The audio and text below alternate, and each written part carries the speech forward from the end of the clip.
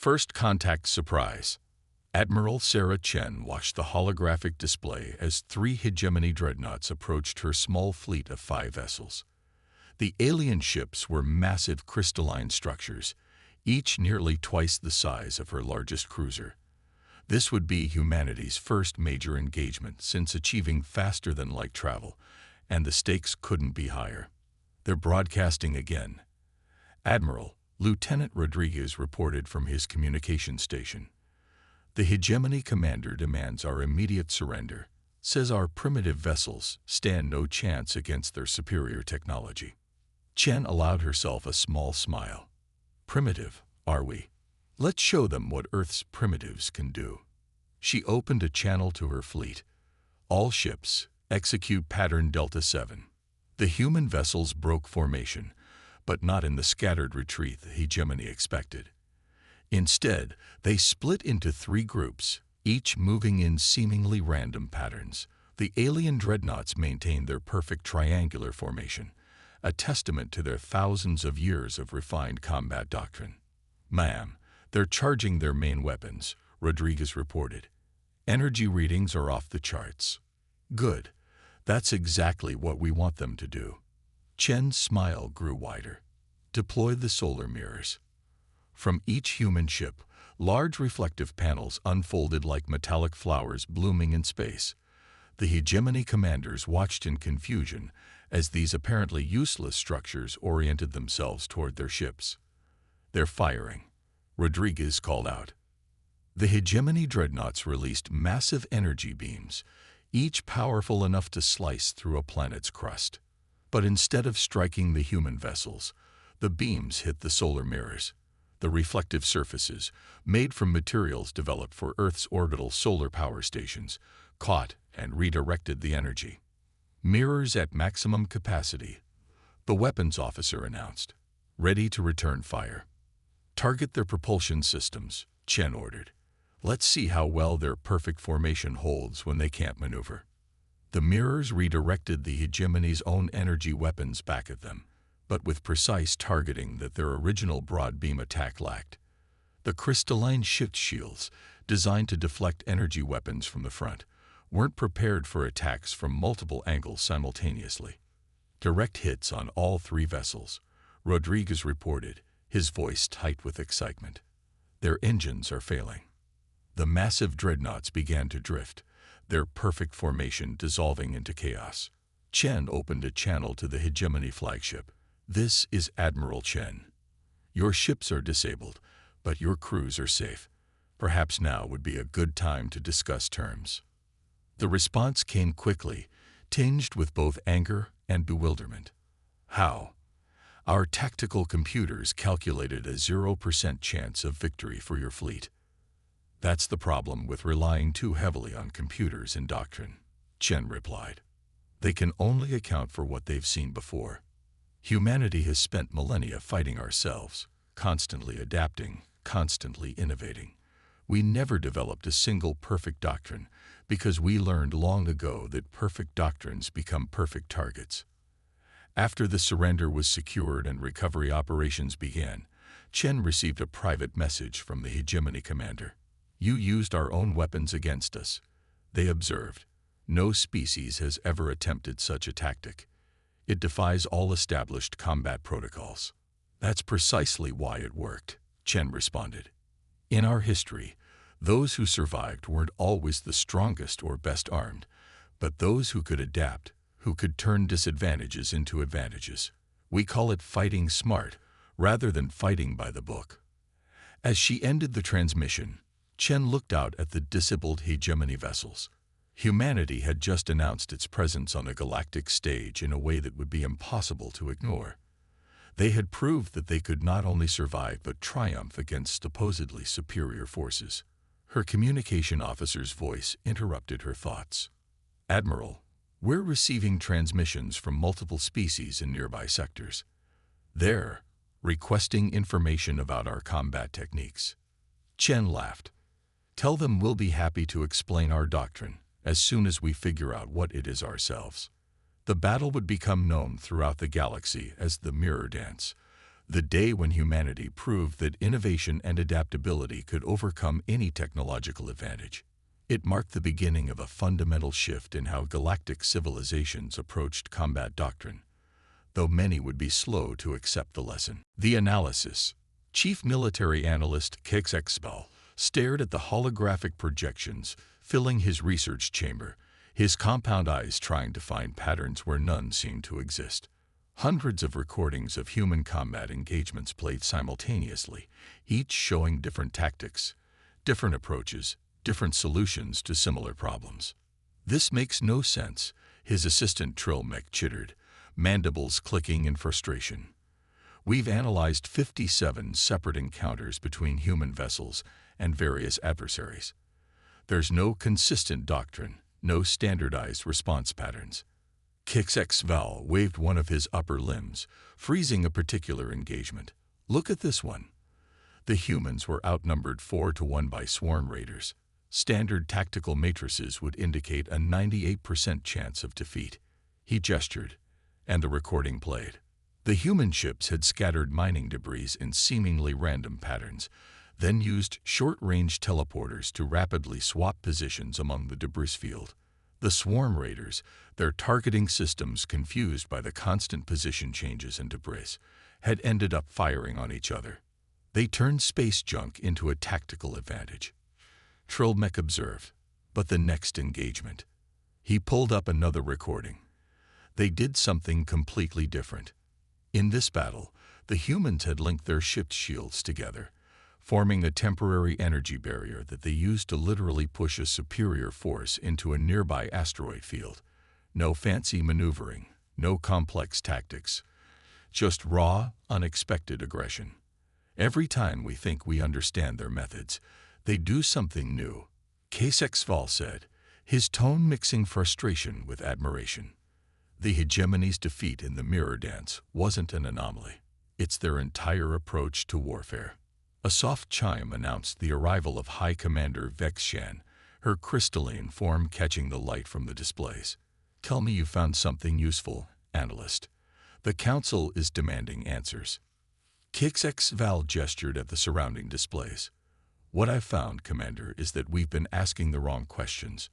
We've been trying to categorize human combat doctrine within our existing frameworks.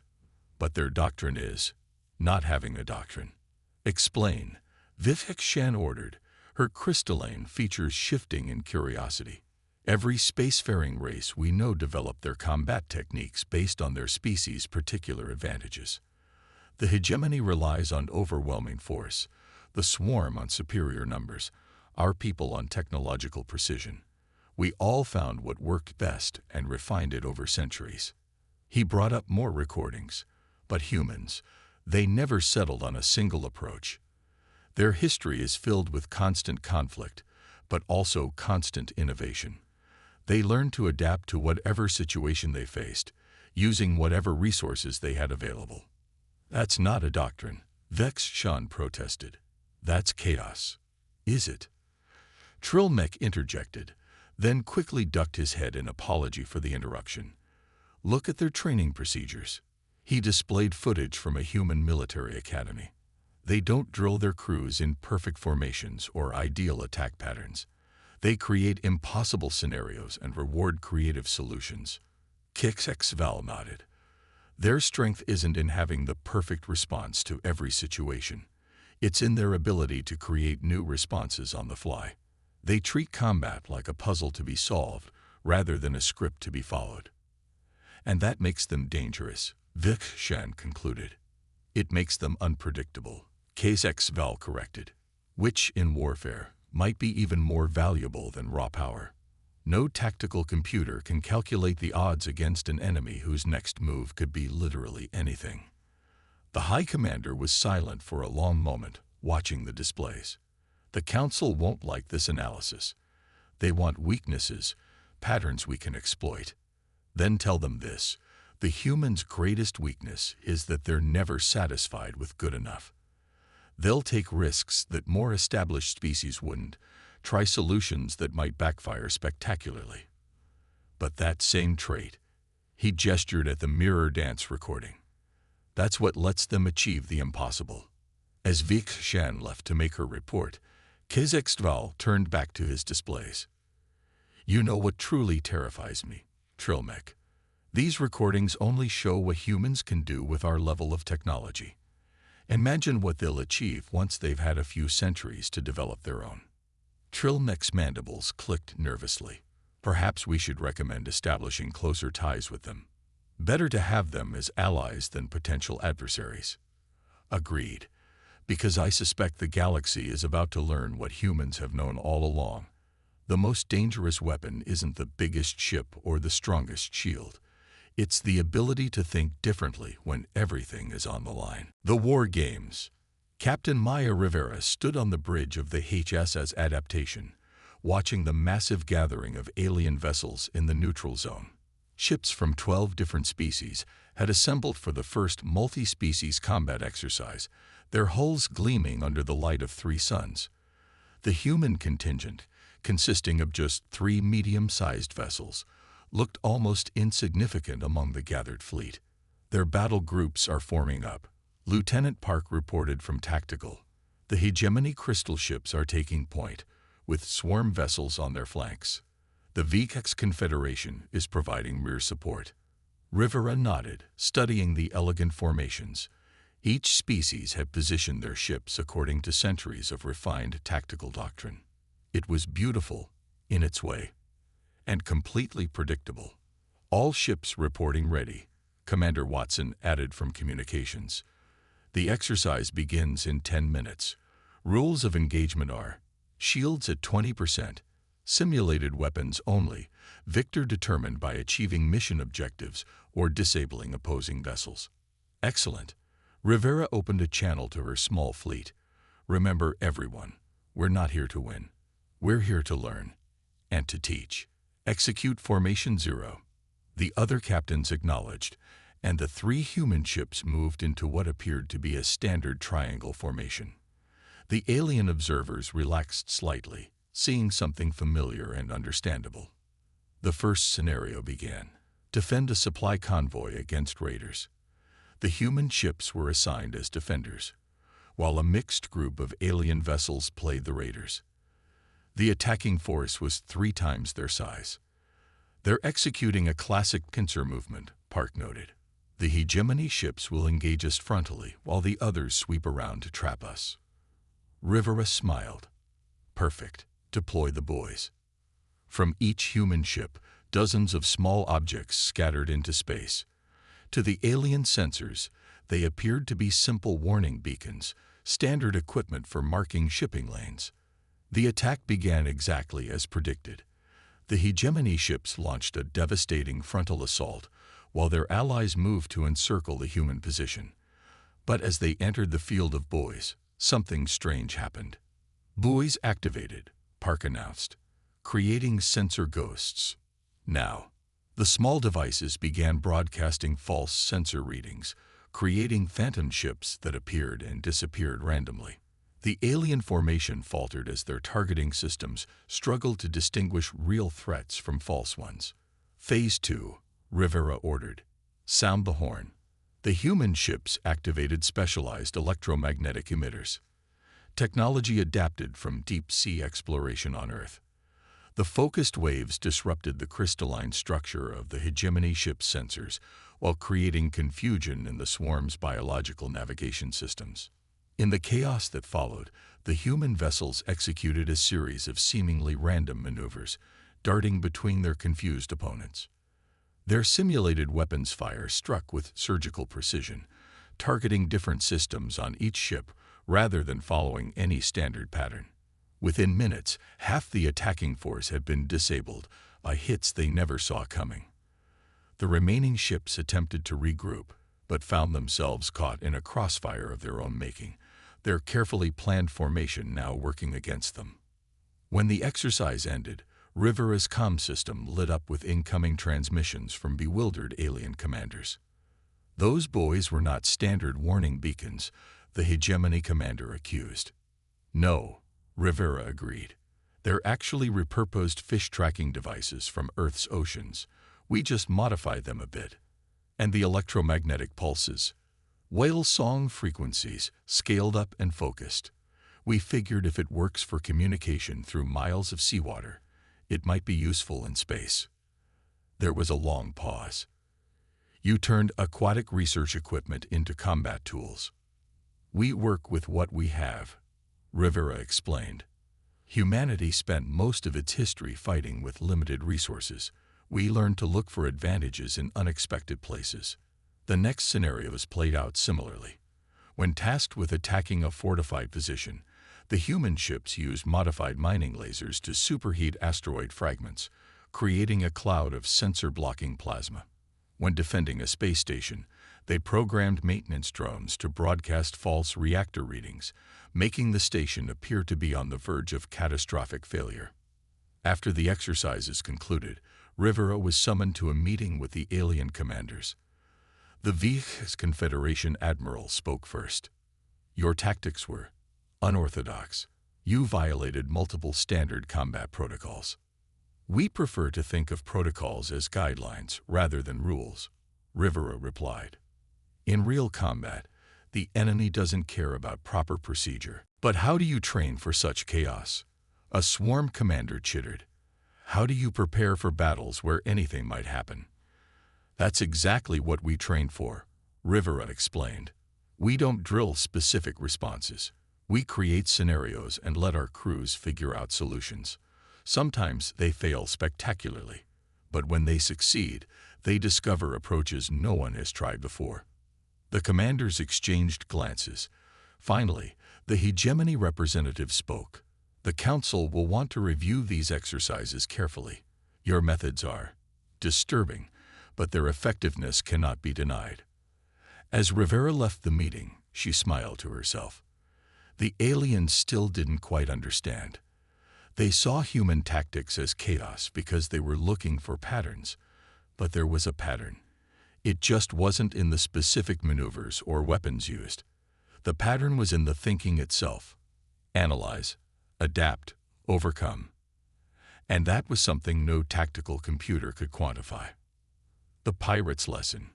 Trading Captain Raj Patel of the merchant vessel Silent Runner watched his tactical display with growing concern. 3 pirate vessels, sleek, predatory ships of clearly hegemony design, had appeared from behind a debris field. His small convoy of 3 human trading ships was officially in trouble. Their broadcasting demands, his first officer, Maria Santos, reported. Standard stuff. Drop cargo, disable engines, prepare for boarding. Patel stroked his beard thoughtfully. Have they identified us as human vessels yet? Doesn't look like it. Our new hull designs match common Confederation patterns. They probably think we're easy prey. Good. Patel opened a channel to the other 2 ships in his convoy. Carter, Zhang, remember those modifications we made at the last port? Time to test them. The pirates were closing fast, their formation perfect. Clearly former military, probably deserters who'd stolen their ships. They expected their targets to either run in panic or surrender immediately. Instead, the 3 merchant vessels did something completely unexpected. They turned to face their attackers. Cargo bay doors opening, Santos reported. Drones deployed. From each merchant ship, swarms of small maintenance drones emerged, normally used for hull repairs and cargo handling.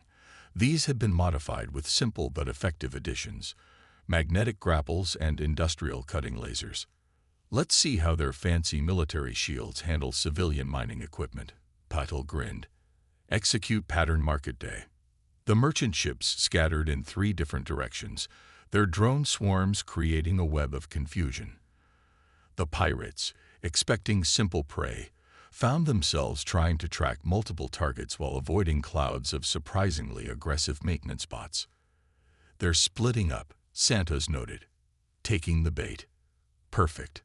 Signal Carter and Zhang. Time for the main event. The pirates had fallen for the oldest trick in the book, divide and conquer. But they were about to learn why human merchants were becoming notorious throughout the galaxy. As the lead pirate ship pursued Patel's vessel, it suddenly found itself enveloped in a cloud of shimmering particles. Fertilizer deployment successful, Santos reported with a smirk. The industrial fertilizer, normally bound for agricultural worlds, created a dense cloud that played havoc with the military-grade sensors. Meanwhile, Carter's ship released its special cargo, thousands of magnetic ball bearings, each programmed to home in on the nearest large metal object. The second pirate vessel's shields, designed to stop energy weapons and projectiles, did nothing against the tiny spheres that attached themselves to the hull and began interfering with sensor arrays and weapon ports.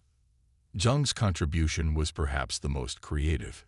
His ship, supposedly carrying industrial cleaning supplies, released a cloud of nanoscale cleaning robots. The tiny machines, programmed to attack corrosion, began eating through the third pirate ship's communications array. "Status report," Patel called out. "Pirate vessels showing multiple system failures," Santos replied. "Their formations are broken, communications are degraded, and yes, they're starting to retreat." But the humans weren't finished. As the pirates tried to disengage, they found their engines struggling against sudden resistance. During the chaos, the maintenance drones had attached thin, nearly invisible carbon fiber tethers between the ships. The more they tried to escape, the more tangled they became. Within minutes, the feared pirate squadron had been reduced to a collection of drifting, partially disabled vessels, their crews probably wondering what had just happened. Patel opened a general broadcast channel. "This is Trading Captain Patel. I'd suggest you surrender now. The Confederation patrol will be here in about 20 minutes. We called them before the fight started. Oh, and you might want to power down your engines before those cleaning nanites reach your fuel lines." After the patrol ships arrived, and the pirates were taken into custody, Patel received a message from the Confederation commander. Those were military-grade ships they were flying. How did civilian merchants manage to disable them? "Simple," Patel replied. "We didn't try to outfight them. We just used what we had creatively. Those ships were expecting to face weapons, so we didn't use any. Hard to defend against cargo when it's not supposed to be a weapon." The commander was quiet for a moment. "You turned fertilizer and cleaning supplies into combat tools." "Actually, we just used them for their intended purposes, in a slightly different context. Fertilizer is supposed to cause growth. Cleaning nanites are supposed to eat corruption, and maintenance drones are supposed to fix problems. We just let them do their jobs." As the patrol ships departed with their prisoners, Santos turned to her captain. "You know, the company's not going to be happy about us using all that cargo." Patel shrugged. "Add it to the pirates' bill. Besides, did you see their faces when they realized they'd been beaten by cleaning supplies? Worth every credit." Word of the incident spread quickly through merchant channels, and soon human trading ships found themselves facing fewer and fewer pirate attacks. As one hegemony security analyst noted in his report, "The problem with attacking human merchants isn't that they're well armed, it's that everything they carry is potentially a weapon, and they're disturbingly creative about proving it." The Council's decision. The Grand Chamber of the Galactic Military Council hummed with tension. Representatives from 27 spacefaring civilizations filled the tiered seats, their attention focused on the central presentation area where Admiral Sarah Chen, now Earth's military representative, stood calmly beside a holographic display. High Commander Vex Shan's crystalline form caught the light as she addressed the assembly. "We are here to discuss the proposed integration of human combat principles into standardized galactic military doctrine. The evidence is compelling." The holographic display activated, showing recordings from the past 2 years, the mirror dance battle, the war games exercises, even footage from merchant ships defending against pirates, each showing humans using unexpected methods to overcome supposedly superior forces. "This is absurdity," the sworn representative chittered. "They have no consistent doctrine. Their tactics change with every engagement. How can we integrate chaos into our training?" "Perhaps," Chen suggested, "you're thinking about it backwards. We're not proposing that you abandon your existing doctrines. We're suggesting you learn to adapt them." She gestured, and the display showed the recent defense of a hegemony colony. Human advisors had helped the crystalline ships incorporate seemingly random course changes into their traditional formation flying. The pirates attacking the colony had found their targeting computers couldn't predict the new patterns, while the hegemony ships maintained their coordinated fire advantages. Your established tactics aren't wrong, Chen continued. They're incomplete. Every species developed combat techniques that play to their strengths. We're just suggesting you learn to use those strengths creatively. The Veeks Confederation representative raised a limb. And what of discipline? Structure? How can we maintain order in battle if every commander is improvising? HFY, now serving as Chief of Tactical Analysis, stepped forward. We've studied this extensively. Human adaptability isn't random. It's guided improvisation. Their commanders have clear objectives and boundaries. Within those parameters, they're free to find innovative solutions. The display shifted to footage from the war games, showing how human ships could switch between different approaches seamlessly, adapting to each new situation while maintaining unit cohesion. They train for flexibility, HFY explained. Their exercises don't just test specific skills. They test the ability to develop new tactics on the fly. It's not chaos, it's controlled creativity. And the results speak for themselves, Chen added. Since we began sharing our approach, piracy in human advised sectors has dropped by 60%. The pirates can't adapt to tactics that keep changing. The chamber erupted in discussion. Species that had already worked with human advisors shared their experiences, while others expressed concerns about changing millennia of tradition. The debate continued for hours. Finally, High Commander Vexshan called for order. We have heard the arguments. Now we must decide. Do we embrace this new way of thinking, or maintain our traditional approaches? An aged hegemony admiral rose slowly. When I first encountered humans in the mirror dance, I thought them primitive. Now I understand. They're not primitive. They're primal. They never lost the adaptability that all species needed to survive their early evolution. While we perfected our chosen paths, they kept learning new ones. He turned to face the chamber. We cannot ignore this. The galaxy is changing. New threats emerge. Old solutions may not be enough. Perhaps it's time we remembered how to adapt. The vote that followed wasn't unanimous, but it was decisive. The Council would establish a new combined training initiative, with human advisors helping each species discover how to blend adaptability with their traditional strengths. As the session ended, Shen found herself approached by the swarm representative. There's something we don't understand, it chittered. Your species is so young in space, yet you've changed how the galaxy thinks about combat. How did you do it? Chen smiled. We didn't set out to change anyone's thinking. We just did what humans have always done. We looked at the situation, used whatever resources we had available, and found a way to make it work. The fact that this approach surprised everyone else says more about the galaxy than it does about us. And now, HFY asked, joining them. What happens when everyone learns to think like humans? Then we'll learn new ways to think, Chen replied. That's the real lesson humanity has to teach. There's always another way, always another solution. You just have to be willing to look for it. As she left the chamber, Chen reflected on how far things had come. Humanity had entered the galactic stage as apparent primitives, only to reveal that their greatest strength was something the other species had forgotten.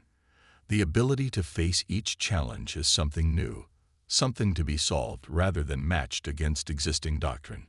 The galaxy was about to become a very different place, and somewhere out there, pirates, raiders, and others who relied on predictable responses were about to learn that the old rules no longer applied. The age of adaptation had begun.